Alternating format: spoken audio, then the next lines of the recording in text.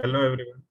In this lecture, we will continue the fuels and combustion, and in this lecture, we will discuss that how the calorific value is calculated. In the last lecture, we have discussed about the calorific value and heating value of the fuel. It is the property of the fuel, and it is of two types: the higher and gross calorific value, which is HCV, and the lower and net heat value, which is the LCV.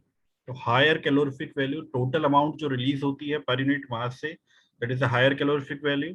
And lower calorific value क्या होती है कि अगर जो total heat produce हो रही है, अगर फ्यूल में हाइड्रोजन है तो वो क्या करेगा कि जो प्रोडक्ट्स बनेंगे उसमें वाटर फॉर्म करेगा, H2O बन जाएगा उससे, और H2O उस हीट में से कुछ अमाउंट हीट को एब्जॉर्ब करके स्टीम में कन्वर्ट हो जाएगा.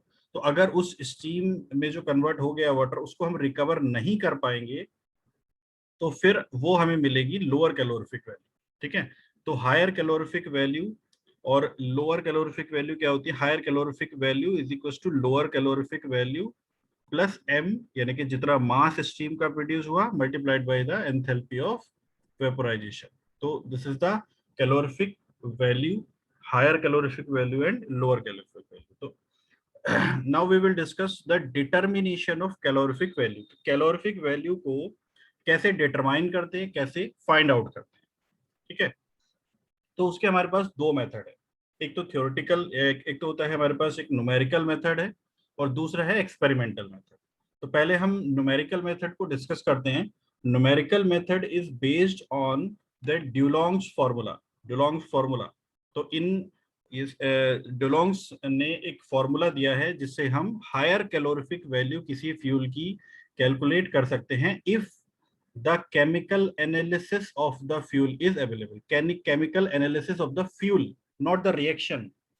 रिएक्शन नहीं चाहिए हमें, सिर्फ फ्यूल का केमिकल एनालिसिस चाहिए. फ्यूल का केमिकल एनालिसिस का मतलब ये है कि अगर हमारे पास जो कोई फ्यूल है वो कंपाउंड की फॉर्म में है तो उसमें कितना कार्बन है, कितना हाइड्रोजन है, कितना सल्फर है, ये सारी क्वांटिटीज हमें पता होनी चाहिए.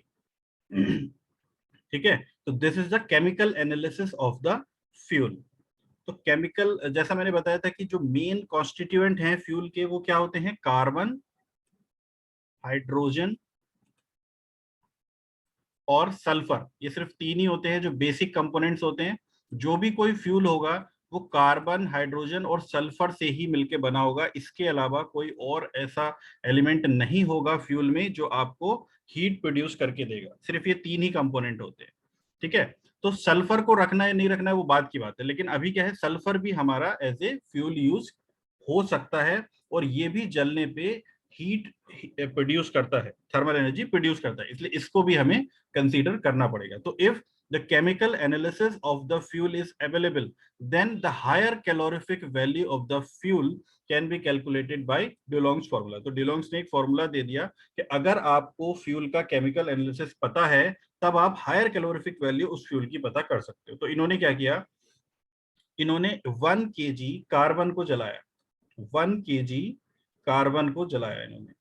ठीक है. तो जब इन्होंने 1 kg कार्बन को पूरा जला दिया तो इनको हीट मिली 33,800 किलो जूल पर केजी. ठीक है. इतनी हीट प्रोड्यूस हुई. कहां से प्रोड्यूस हुई? जब इन्होंने 1 kg कार्बन को जलाया. तो जब 1 kg कार्बन अगर पूरा जलने पे 33,800 किलोजूल हीट प्रोड्यूस कर रहा है, इसका मतलब कि 33,800 किलोजूल पर केजी जो है वो कार्बन की क्या होगी? Higher calorific value. क्या होगी उसकी? कैलोरिफिक वैल्यू और हायर कैलोरिफिक वैल्यू. क्योंकि यहाँ पे हम एक्सपेरिमेंट से इन्होंने करके निकाला होगा ये, तो यहाँ से इनको ये वैल्यू मिली होगी, और जो एक्सपेरिमेंट करके हम वैल्यू निकालते हैं वो हायर कैलोरिफिक वैल्यू होती है. ठीक है. वो हम अपने नेक्स्ट आगे जब बढ़ेंगे तो नेक्स्ट लेक्चर में देखेंगे. तो 33,800 जो है वो कार्बन की कैलोरिफिक वैल्यू होगी. 1 kg कार्बन को जलाने से जो वैल्यू हमें मिली, दैट इज द वैल्यू. उसके बाद इन्होंने सेम प्रोसीजर किया हाइड्रोजन के साथ. इन्होंने 1 kg हाइड्रोजन को बर्न किया, और जब इन्होंने 1 kg हाइड्रोजन को बर्न किया तो उससे जो हीट रिलीज हुई वो थी 1,44,000 1,44,000 किलो जूल हीट रिलीज हुई जब 1 kg हाइड्रोजन को जलाया गया।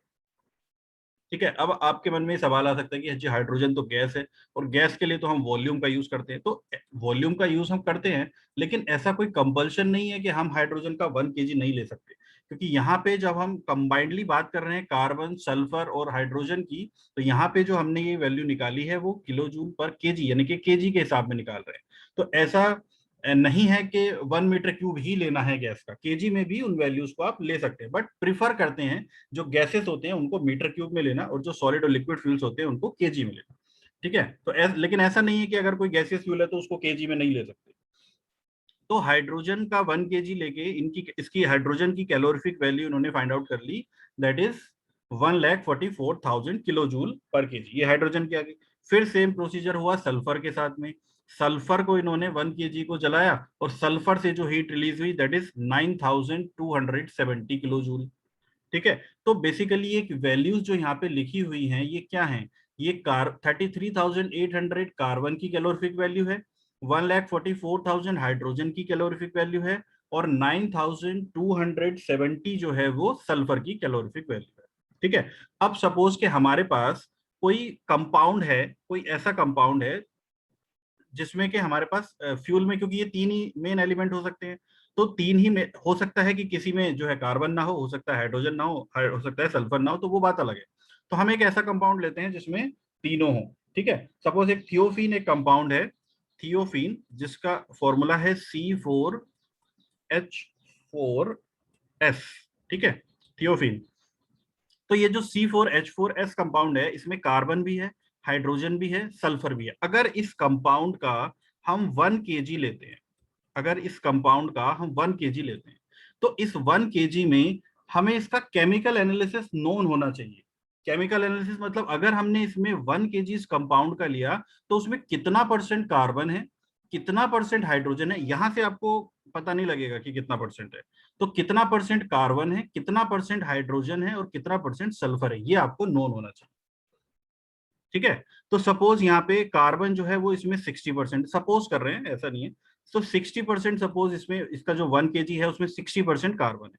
तो 1 kg का 60% मतलब कितना हो गया, 600 ग्राम। तो यानी कि 1 kg में से इसमें 600 ग्राम कार्बन है, 300 ग्राम सपोज इसमें हाइड्रोजन है, यानी कि 30% कह सकते हैं। 30% जो है इसमें वो हाइड्रोजन है, और 10% जो है वो सल्फर है। ऐसा हमने एज्यूम किया कि इस एक कंपाउंड में 60% कार्बन है, 30% हाइड्रोजन है, और 10% जो है वो क्या है, सल्फर है। ठीक है, तो यानी कि 1 kg में वैल्यू कितनी होगी, क्योंकि हमें परसेंटेज में नहीं चाहिए, तो 600 ग्राम। तो यहाँ पे तो बात है केजी की, तो 600 ग्राम मतलब 0.6 kg। तो कार्बन कितना हुआ, 0.6 kg, हाइड्रोजन कितना हुआ, 0.3 kg, और सल्फर कितना हुआ, 0.1 kg। ठीक है, तो वन वन केजी कार्बन जब जलता है, 1 kg, तो 33,800 किलो जूल हीट प्रोड्यूस होती है। लेकिन जब 0.6 kg कार्बन जलेगा तो कितनी हीट प्रोड्यूस होगी, वही 33,800 मल्टीप्लाई बाई 0.6। तो यहाँ पे हमने सी का मतलब क्या है, कि सी जो लिखा हुआ है, सी का मतलब यहाँ पे कार्बन नहीं है, सी का मतलब यहाँ पे क्या है, amount of carbon in fuel. तो उसको एक्स वाई जेड हम कुछ भी लिख सकते थे, लेकिन सी हमने इसलिए लिख दिया क्योंकि कार्बन के बारे में हम बात कर रहे हैं, तो सी से हमें याद रहेगा, इसलिए हमने यहाँ पे सी लिख दिया। तो सी का मतलब क्या है, amount of carbon, not percentage of carbon, क्योंकि कुछ बुक्स में जो फॉर्मूला है वो परसेंटेज में भी दिया होता है, और बाद में इस टोटल फॉर्मूले को 1/100 कर देते हैं। ठीक है, तो अगर डिवाइड शुरू में 1/100 से डिवाइड होगा तो यहाँ पे परसेंटेज पुट करेंगे, बात वही है। तो यहाँ पे क्या है, सी का मतलब क्या है, amount of carbon in 1 kg of fuel. 1 kg fuel में कितना कार्बन है, तो कितना कार्बन है, 0.6। तो यहाँ पे आ जाएगा 33,800 मल्टीप्लाइड बाई 0.6, प्लस हाइड्रोजन कितना है, 0.3 kg। तो 1,44,000 मल्टीप्लाइड बाई 0.3, क्योंकि हाइड्रोजन कितना है उसमें, एच क्या है यहाँ पे, amount of hydrogen in 1 kg of fuel. तो हाइड्रोजन हो गया 0.3। सल्फर कितना है, सल्फर है 0.1, तो यहाँ पे आ जाएगा 9,270 मल्टीप्लाइड बाई 0.1। ठीक है, उसको सॉल्व कर लेंगे, जो आंसर आएगा that will be the higher calorific value of C4H4S। ठीक, अब देखिए, अगर जो हमने किसी फ्यूल का 1 kg कार्बन लिया, सॉरी किसी फ्यूल का 1 kg अमाउंट लिया, और उस फ्यूल में हाइड्रोजन भी नहीं है और सल्फर भी नहीं है। तो इसका मतलब क्या हुआ कि 1 kg पूरे का पूरा क्या है, उसमें कार्बन ही है। और 1 kg कार्बन है तो उसकी कैलोरीफिक वैल्यू कितनी आ जाएगी, 33,800। तो वो तो वैसे भी कार्बन की है ना। हो सकता है किसी फ्यूल में सल्फर ना हो, तो सल्फर की क्वांटिटी को 0 पुट कर देंगे, हाइड्रोजन और कार्बन की जितनी जितनी होगी उसको पुट कर देंगे। ठीक है। अच्छा, ऐसा भी हो सकता है कि अगर हमने 1 kg फ्यूल लिया, उस 1 kg में 0.6 kg कार्बन होगा और 0.3 kg हाइड्रोजन होगा। ठीक है। और बाकी जो 0.1% है उसमें सल्फर नहीं है। ठीक है। और उस बाकी जो 1% है वो कुछ ऐसा मैटर है जो कि हमारा एक फ्यूल की तरह काम नहीं करता, जिसको जलाने से हीट रिलीज नहीं होती। तो 0.1% जो है आपका जो रेजिडुअल मैटर है, कुछ अलग टाइप का कंपाउंड है। तो जो 1.1% रेजिडुअल मैटर है या इन तीनों से अलग है, उसका कोई रोल नहीं है हायर कैलोरीफिक वैल्यू या कैलोरीफिक वैल्यू की कैलकुलेशन में, उसका कोई रोल नहीं है। अगर कार्बन 0.6 है, हाइड्रोजन 0.3 है, तो ये दो वैल्यूज को हम यहाँ पे पुट कर देंगे, सल्फर की जगह पे 0 पुट कर देंगे, और जो वैल्यू आपको मिलेगी that will be the higher calorific value of the fuel. तो अगर कुछ और मैटर है, सपोज नाइट्रोजन गैस है, ऑक्सीजन है, या कुछ और उसमें मैटर उसमें मिला हुआ है और कोई कंपाउंड, तो उससे हमें कोई लेना देना नहीं, उसका कोई रोल नहीं है। ठीक है। तो यहाँ पे बस वही वैल्यूज पुट करनी है कि 1 kg फ्यूल में कार्बन कितना है और हाइड्रोजन कितना है। तो जरूरी नहीं है कि जो भी कंपाउंड हमें मिला हो उन दोनों का, उन सबको मिला के 1 हो ही जाए, क्योंकि कुछ रेजिडुअल मैटर अलग भी हो सकता है। ऐसा भी हो सकता है कि किसी फ्यूल में जो है वो 500 ग्राम कार्बन है, 200 ग्राम हाइड्रोजन है और 200 ग्राम सल्फर है। तो 500 200 और 200 900 ग्राम हो गया। तो 900 ग्राम ही पुट करेंगे, क्योंकि जो बाकी 100 ग्राम होगा वो रेजिडुअल मैटर जो कुछ भी हो उससे हमें मतलब ही नहीं है, क्योंकि वो जलाने पे हीट प्रोड्यूस नहीं करेगा। तो इस तरीके से हम डुलोंग फॉर्मूला से फ्यूल की हायर कैलोरीफिक वैल्यू पता कर सकते हैं। लेकिन हमें क्या पता होना चाहिए, उस फ्यूल का केमिकल एनालिसिस पता होना चाहिए कि 1 kg फ्यूल में कितना कार्बन है, कितना हाइड्रोजन है और कितना जो है वो सल्फर है। ठीक है। अब हायर कैलोरीफिक वैल्यू मिल गई, तो हायर कैलोरीफिक वैल्यू से हम लोअर कैलोरीफिक वैल्यू भी निकाल सकते हैं। देखिए, इससे पहले हमें एक चीज और देखनी है कि if the fuel contains oxygen, इस लाइन को थोड़ा ध्यान से समझने की जरूरत है। If the fuel contains oxygen then it will combined with hydrogen or mass equal to 1/8 of the mass of oxygen। देखिए, अगर फ्यूल में और कोई कंपाउंड है और कोई एलिमेंट है, सॉलिड लिक्विड गैस किसी भी फॉर्म में, उससे हमें कोई मतलब नहीं। लेकिन अगर फ्यूल में कार्बन हाइड्रोजन और सल्फर के अलावा ऑक्सीजन प्रेजेंट है, तो उससे थोड़ा सा नुकसान हो जाएगा। क्या नुकसान हो जाएगा? फ्यूल में जो ऑक्सीजन है वो हाइड्रोजन के साथ कंबाइंड होके, ठीक है, ऑक्सीजन जो है वो हाइड्रोजन के साथ कंबाइंड हो जाएगी और वाटर वेपर प्रोड्यूस करेगी। हाइड्रोजन के साथ कंबाइंड हो जाएगी तो वो तो वेस्ट होगी जो हाइड्रोजन के साथ कंबाइंड हो गई ऑक्सीजन। ठीक है। तो इसलिए हमें क्या करना पड़ेगा, हाइड्रोजन का वो वो परसेंटेज या वो अमाउंट जो फ्यूल में ऑक्सीजन, वो ऑक्सीजन नहीं जो हम सप्लाई कर रहे हैं, वो ऑक्सीजन तो कंबशन के लिए काम आएगी, जब हम उसको जलाएंगे तो ऑक्सीजन चाहिए, तो हम उस ऑक्सीजन की बात नहीं कर रहे हैं। लेकिन अगर फ्यूल में ऑक्सीजन होगी तो वो पहले ही हाइड्रोजन के साथ कंबाइन हो जाएगी, और पहले ही हाइड्रोजन के साथ कंबाइन होकर अगर उसने वाटर वेपर बना लिया, तो अब तो वो हीट प्रोड्यूस नहीं करेगा। वाटर वेपर को जलाओगे तो हीट प्रोड्यूस थोड़ी होगी, तो इसलिए उतना पार्ट हाइड्रोजन का जो है वो वेस्ट हो जाएगा जो ऑक्सीजन के साथ कंबाइंड हो गया। ठीक है। तो अगर फ्यूल में ऑक्सीजन है तो जितनी ऑक्सीजन है, अब हमें यह देखना पड़ेगा कि जो भी फ्यूल में ऑक्सीजन है वो कितनी हाइड्रोजन के साथ कंबाइंड हो। ठीक है। तो उसके लिए हमें हाइड्रोजन की ऑक्सीजन के साथ रिएक्शन देखनी पड़ेगी। देखो, हाइड्रोजन के साथ जो ऑक्सीजन की केमिकल रिएक्शन है वो होती है 2H2 plus O2 is equal to 2H2। क्या होती है? 2H2 plus O2 is equal to 2H2। अब हम इनका क्या लिखते हैं, मॉलिक्यूलर मास लिखते हैं। हाइड्रोजन क्या होती है? 1H1, मॉलिक्यूलर मास कितना? 1, और इसके मॉलिक्यूल्स कितने हैं? 4, तो कितना हो गया? 4 kg। तो इसका जो मास है हाइड्रोजन का वो 1 होता है, और इसके मॉलिक्यूल्स कितने हैं? 2 दूनी 4, तो कितना हो गया? 4 kg। ऑक्सीजन का कितना होता है? 16। ऑक्सीजन को कैसे लिखते हैं? 8O16। ठीक है। तो ऑक्सीजन का कितना होता है? 16, और ऑक्सीजन के कितने मॉलिक्यूल्स हैं? 2। तो कितना हो गया? 16 दूनी 32, यानी कि 32 kg हमें ऑक्सीजन इसको सप्लाई करनी पड़ेगी। बनेगा कितना, हाइड्रोजन H का 1, ठीक है, ऑब्वियसली दोनों को कंबाइन दोनों का कॉम्बिनेशन हो जाएगा। तो हाइड्रोजन का 1, मॉलिक्यूल्स कितने 4, और ऑक्सीजन का 16, और मॉलिक्यूल्स कितने 2, तो 32 और 4 36। यानी कि इसका क्या मीनिंग है कि 4 kg, इस रिएक्शन को थोड़ा ध्यान से समझना, इसका क्या मतलब है कि 4 kg हाइड्रोजन को कंप्लीट कंबाइंड होने के लिए ऑक्सीजन के साथ 32 kg ऑक्सीजन चाहिए। यही इसकी कंबशन इक्वेशन भी है। तो हम इसको ऐसे भी कह सकते हैं कि 4 kg हाइड्रोजन को पूरा जलने के लिए, कंबशन के लिए 32 kg हाइड्रोजन की 32 kg ऑक्सीजन की जरूरत होती है। और जब ये दोनों कंबाइंड होंगे तो 36 kg जो है वो वाटर वेपर बनेगी या H2O बनेगा। अब हम इस पूरी इक्वेशन को 4 से अगर डिवाइड कर देंगे तो ये आ जाएगा 1 kg, इसको 4 को 4 से डिवाइड करेंगे तो 1, 32 को 4 से डिवाइड करेंगे तो 8, और 36 को करेंगे तो 9। यानी कि 1 kg हाइड्रोजन जो है उसको 8 kg ऑक्सीजन चाहिए। अगर 1 kg हाइड्रोजन को पूरा कंबाइंड होना है ऑक्सीजन के साथ, या पूरा उसको जलाना है, तो 1 kg हाइड्रोजन के लिए 8 किलो ऑक्सीजन चाहिए, 8 kg ऑक्सीजन चाहिए। अब हम इसको रिवर्स देखते हैं, ठीक है। 1 kg हाइड्रोजन को 8 kg ऑक्सीजन चाहिए, यानी कि ऑक्सीजन जो है वो 8 टाइम्स लगता है।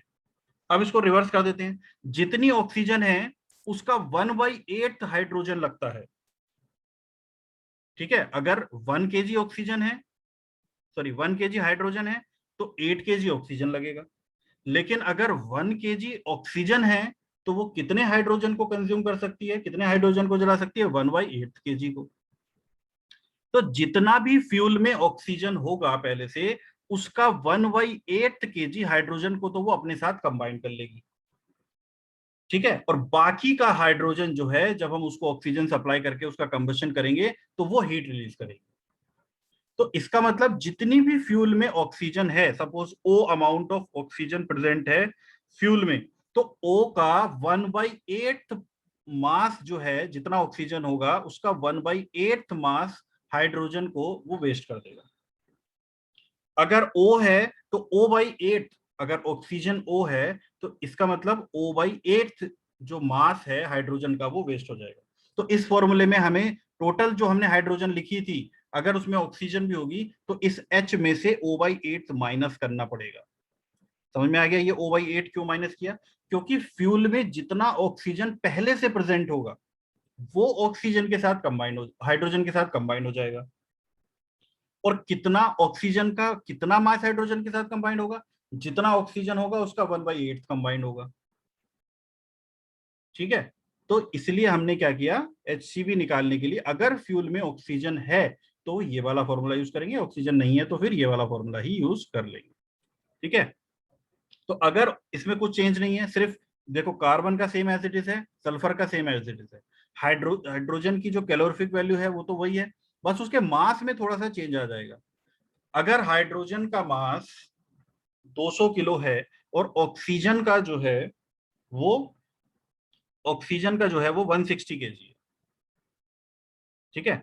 अगर हाइड्रोजन का किसी फ्यूल में जो मास है वो 200 ग्राम है, और एक 1 kg फ्यूल में हाइड्रोजन 200 ग्राम है, और ऑक्सीजन जो है वो 1/60 ग्राम है, तो 1/60 डिवाइडेड बाई 8, 1/60 डिवाइडेड बाई 8 कितना हो गया, 20।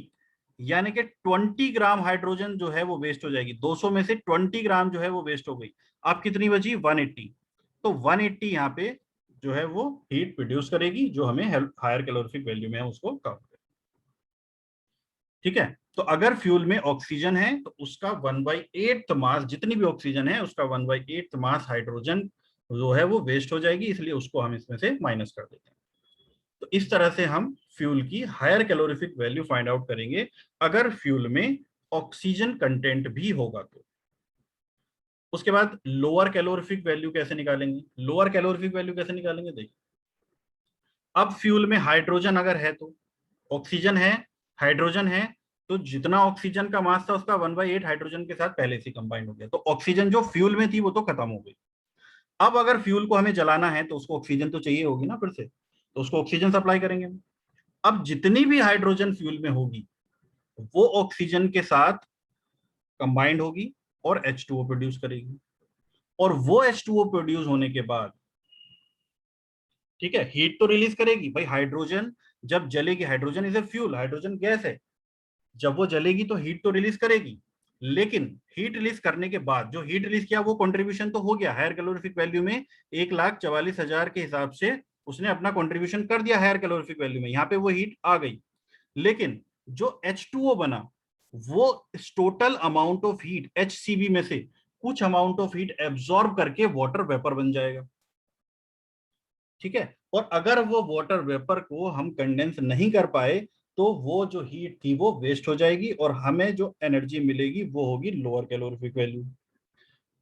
तो लोअर कैलोरीफिक वैल्यू कितनी होगी भाई? स्टीम का कितना मास, यानी कि वाटर वेपर कितना मास प्रोड्यूस होगा, मल्टीप्लाइड बाई 1 kg मास को स्टीम में कन्वर्ट होने के लिए कितनी हीट की जरूरत होती है, that means enthalpy of vaporisation. Enthalpy of vaporisation, ठीक है।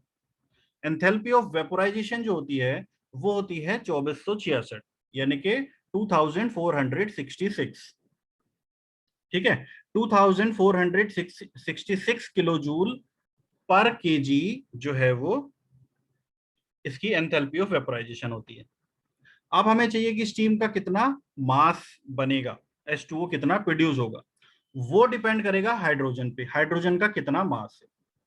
तो हाइड्रोजन का फ्यूल में जो ऑक्सीजन थी उसके साथ हाइड्रोजन कंबाइंड होके चली गई, बाकी जो बचा, अब देखो, बाकी जो बचा हाइड्रोजन वो फिर से ऑक्सीजन के साथ कंबाइंड होगा, हीट रिलीज करेगा, ये 2H2O plus O2 plus 2H2 plus heat, heat release करेगा, जो हीट रिलीज करी वो HCV में काउंट हो गई। लेकिन हीट रिलीज करने के बाद में जो पानी बना 1 kg या 9 kg जो वाटर प्रोड्यूस हुआ, वो वाटर वो ही उस हीट में से कुछ अमाउंट ऑफ हीट को एब्जॉर्ब कर लेगा, ठीक है। तो इस इक्वेशन से हमें क्या पता लग रहा है कि 1 kg hydrogen 9 kg water produce करती है, 9 kg H2O प्रोड्यूस करती है, 1 kg, ठीक है। 1 kg hydrogen 9 kg water H2O produce करती है। तो भाई अगर 180 ग्राम बची है तो 180 कितना प्रोड्यूस करेगी, 180 मल्टीप्लाइड बाई 9, ठीक है।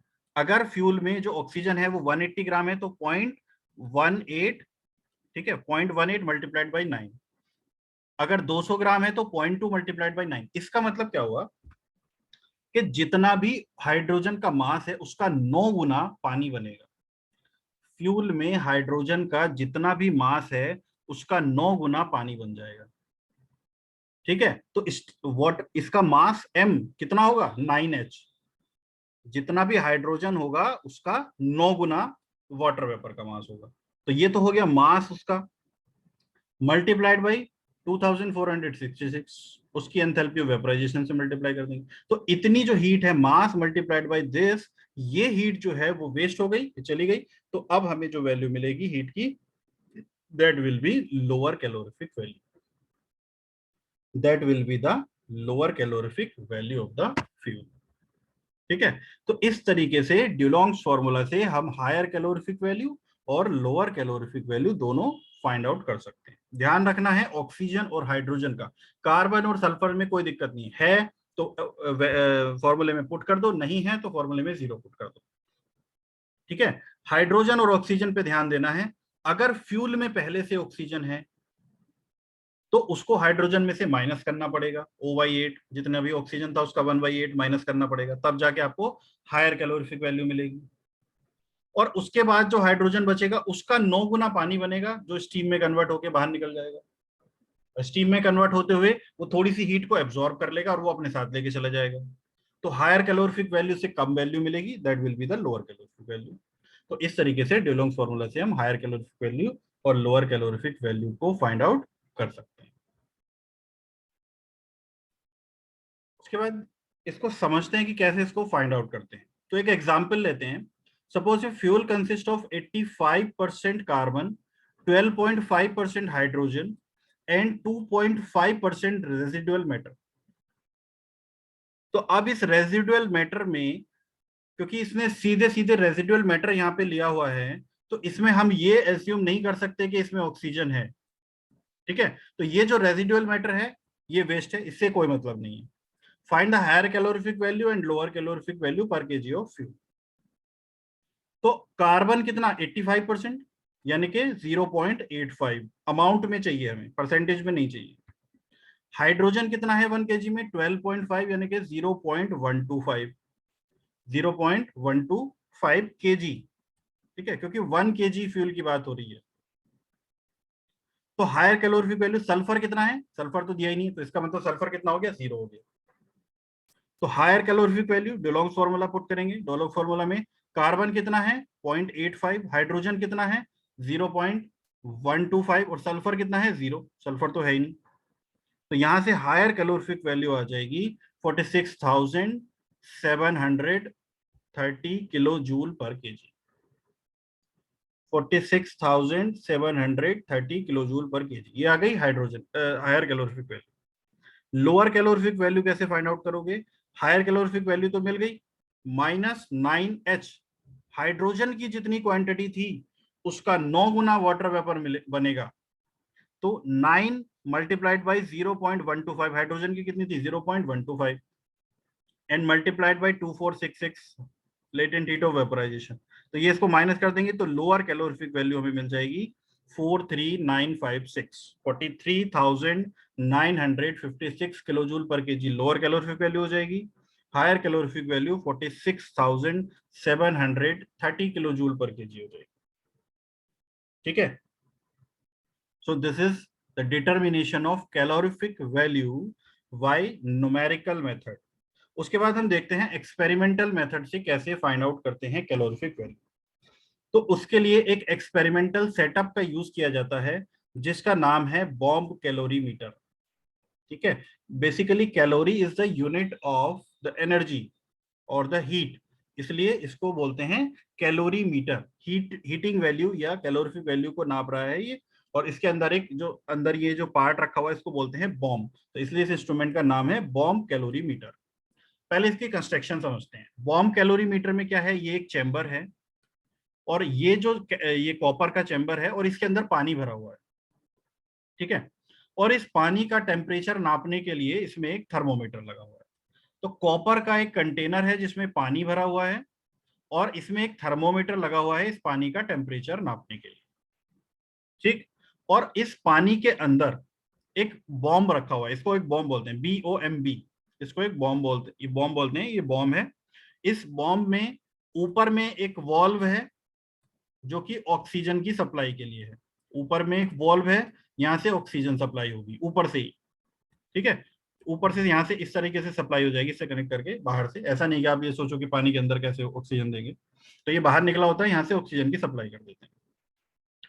फिर इस बॉम्ब में एक आउटलेट वॉल्व भी है, ये तो इनलेट के लिए है, ऑक्सीजन इन होगी यहाँ से, एक यहाँ से आउटलेट होगी क्या, फ्लू गैसेस, ये रिलीज वॉल्व है, जैसे इसको वॉल्व को खोलेंगे तो यहाँ से जो फ्लू गैसेस है, मतलब कंबस्शन के बाद जो गैसेस प्रोड्यूस होती हैं फ्लू गैसेस, वो यहाँ से निकलेंगी और पानी में मिलेंगी, और पानी का वही वो तो गर्म होंगी, उसमें तो है, उसका जो टेम्परेचर है वो तो हाई होगा, तो जब वो पानी में मिलेंगी तो वाटर का टेम्परेचर को इंक्रीज करेंगे, ठीक है। नीचे यहाँ पे ये दो इलेक्ट्रोड हैं, ठीक है, ये इलेक्ट्रोड हैं और ये नीचे पावर सप्लाई के साथ कनेक्टेड है, और इस दो इलेक्ट्रोड के साथ में एक फ्यूज वायर लगी है ताकि यहाँ से स्पार्क करके जो भी फ्यूल है उसको जलाया जा सके।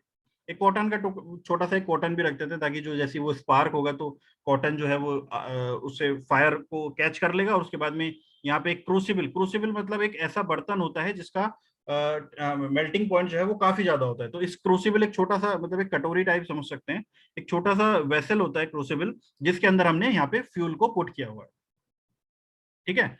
तो ये हो गया हमारा कंस्ट्रक्शन। अब हम क्या करते हैं, यहाँ पे यहाँ मेन पावर सप्लाई के थ्रू इसमें इलेक्ट्रोड्स के थ्रू यहाँ पे एक स्पार्क जनरेट करते हैं और यहाँ से ऑक्सीजन सप्लाई कर देते हैं, और फ्यूल का एक नोन मास, फ्यूल का एक नोन मास सपोज के 500 ग्राम रख दिया या 200 ग्राम रख दिया, क्योंकि हमें कैलोरीफिक वैल्यू चाहिए, तो एक नॉन मास सपोज के 500 ग्राम ले लेते हैं, तो 500 ग्राम फ्यूल का एक नॉन मास हमने यहाँ पे पुट किया, इलेक्ट्रोड के थ्रू उसमें स्पार्क जनरेट किया, ऊपर इस वॉल्व से ऑक्सीजन सप्लाई करी और वो जो फ्यूल है वो जलना शुरू हो जाएगा।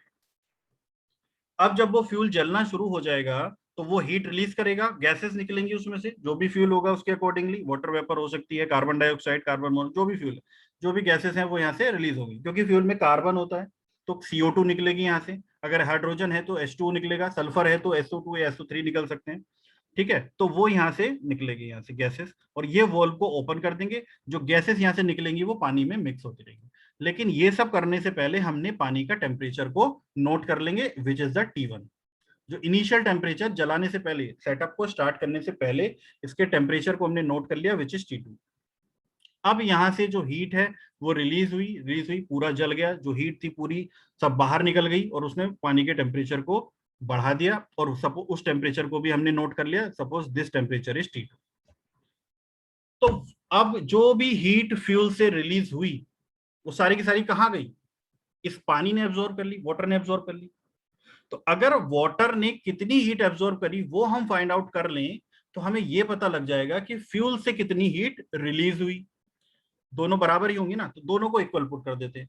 देखिए फ्यूल से कितनी हीट रिलीज होगी, जितना उसका मास हमने पुट किया मल्टीप्लाइड बाय कैलोरीफिक वैल्यू, क्योंकि कैलोरीफिक वैल्यू तो पर केजी ऑफ फ्यूल होती है। तो 1 kg में जितनी हीट प्रोड्यूस होगी वो हायर कैलोरीफिक वैल्यू, लेकिन हमने तो 500 ग्राम रखा था, हो सकता था कि हम 2 किलो रख देते, हो सकता है हम 5 किलो रख देते। ठीक है, तो यहाँ पे आ जाएगा, हमने 500 ग्राम रखा तो 0.5 आ जाएगा फ्यूल का मास मल्टीप्लाइड बाई उसकी calorific value, higher calorific value. क्योंकि यहाँ पे अगर वाटर वेपर भी बनता है तो वो भी पानी के साथ में मिक्स होके अपनी हीट को पानी को दे देगा, इसलिए यहाँ पे जो वैल्यू फाइंड आउट होगी वो हायर कैलोरीफिक वैल्यू होगी, ना कि लोअर कैलोरीफिक वैल्यू। तो यहाँ पे जो अगर फ्यूल में हाइड्रोजन है भी और वो वाटर वेपर में कन्वर्ट होती भी है, तब भी हम उसको कंडेंस करने में यहाँ पे इस एक्सपेरिमेंटल सेटअप में कामयाब हैं, इसलिए यहाँ पे हम हायर कैलोरीफिक वैल्यू निकाल पाते हैं। तो फ्यूल का जितना मास था multiplied by higher calorific value is equal to इस टोटल सेटअप का मास, यानी कि पानी का जितना, देखो जो टेम्परेचर इंक्रीज हुआ वो तो वाटर का हुआ, और साथ ही साथ में भाई ये जो यहाँ पे एक बॉम्ब की आउटर सरफेस है, यानी कि इस बॉम्ब का भी तो जो पूरे का पूरा मास है वो भी तो हीट होगा अगर पानी गर्म होगा तो सिर्फ पानी का मास नहीं लेना है, इस बॉम्ब का भी मास लेना है। लेकिन इस बॉम्ब का मास हम डायरेक्टली नहीं लेते हैं, हम इस बॉम्ब के मास को कन्वर्ट कर लेते हैं इक्विवेलेंट टू द वाटर का जो मास है। तो पानी का जितना मास है वो तो mw है ही है, साथ ही साथ प्लस me क्या है, me is the mass of bomb equivalent to water. मतलब अगर यहाँ पे इस इतने मास का पानी होता तो उसका टेम्परेचर भी इतना ही इंक्रीज होता। इस तरीके से हमने इस मास को कन्वर्ट कर लिया, इसका एग्जैक्ट मास नहीं मिला हमें, ये हमने इसका एग्जैक्ट मास नहीं रखा है, ये हमने वो मास रखा है कि अगर इसकी जगह पे पानी होता और उसका टेम्परेचर इतना इंक्रीज होता तो मास यहाँ पे कितना ऑक्यूपाई करता वाटर इस बॉम्ब की जगह पे, तो वो मास हमने फाइंड आउट कर लिया me। कैसे फाइंड आउट करेंगे, me जो इसका इक्विवेलेंट मास हमें निकालना है मल्टीप्लाइड बाय इस बॉम्ब की जो कैलोरीफिक वैल्यू होगी इज इक्वल टू पानी का मास कितना हमें इसमें लेना होगा मल्टीप्लाइड बाय द वाटर का mass multiplied by the calorific value of CW। तो इस हिसाब से हम me निकाल लेंगे यहाँ से। ठीक है, तो me यानी कि टोटल मास जो है, सपोज अब क्योंकि हमने ये वाटर इक्विवेलेंट मास निकाला है तो दोनों को हमने ऐड कर दिया। इससे फायदा क्या हुआ, वाटर की स्पेसिफिक हीट हम यहाँ पे पुट कर सकते हैं, नहीं तो दोनों का अलग अलग हमें करना पड़ता, पानी का अलग निकालना पड़ता और उसका अलग निकालना पड़ता। तो दो इसमें हमने क्या किया, वाटर इक्विवेलेंट मास इस बॉम्ब का निकाल लिया, दोनों को ऐड करके सी इसकी जो कैलोरीफिक वैल्यू है, सॉरी इसकी जो स्पेसिफिक हीट है वाटर की वो, और जितना इसका टेम्परेचर इंक्रीज हुआ। तो एम सी डेल्टा टी वाला जो फॉर्मूला होता है एम सी डेल्टा टी से हमने यहाँ पे निकाल लिया। अब यहाँ पे कांस्टेंट प्रेशर कांस्टेंट वॉल्यूम वाली कोई बात ही नहीं है, क्योंकि लिक्विड है, लिक्विड और सॉलिड्स के केस में जो स्पेसिफिक हीट होती है वो सेम होती है, सिर्फ गैसेस के केस में कांस्टेंट प्रेशर पे और कांस्टेंट वॉल्यूम पे डिफरेंट होती है। तो यहाँ पे तो वाटर है इसलिए एम सी डेल्टा टी से हम इसको फाइंड आउट कर सकते हैं। ठीक है, तो यहाँ से हमारी हायर कैलोरीफिक वैल्यू में निकल जाएगी, क्योंकि पानी का कितना मास लिया नोन है, इसको कन्वर्ट कर लिया वो भी हमें पता लग जाएगा, वाटर की स्पेसिफिक हीट भी हमें पता है, T1 टेम्परेचर शुरू में नोट कर लिया था, T2 आखिर में नोट कर लिया, फ्यूल का कितना मास लिया था वो भी नोन है। तो अब यहाँ से हमें इस एक्सपेरिमेंट से मिल जाएगी हायर कैलोरीफिक वैल्यू। तो इस तरीके से बॉम्ब कैलोरी मीटर से हायर कैलोरीफिक वैल्यू को फाइंड आउट कर सकते हैं। तो यहाँ पे जो कैलोरीफिक वैल्यू है उसको फाइंड आउट करने के दो मेथड हैं, डुलोंग्स फॉर्मूला और दूसरा बॉम्ब कैलोरी मीटर।